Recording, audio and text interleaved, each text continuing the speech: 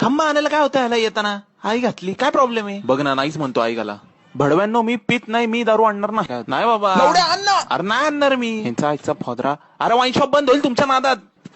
नंतर झावडात चकना संपवायला येईल ऐकायला. गांडू सम्या, लय छपरी आहेस तू. अरे जाणारच आहेस ना तू पार्सल आणायला, इकडे, मग घेऊन ये ना येताना. अरे वरतीच अरे माझी आण ना, मावशी please. राहते. कोणी बघितलं तर घोडे आई घातली यांची. अरे बाळा, कुठे नाद लागतं? चल गाडी काढ, जाऊ दे. अरे चल, जाऊ. मावशीची गांड यार. ए, मावशीला शिव दे नको. तुझ्या तुम्हाला आईला- बोललो होतो या भडव्याला बोलवू नका नाईट आउटला. एक नंबरचा मादरच होते आई घाला हा.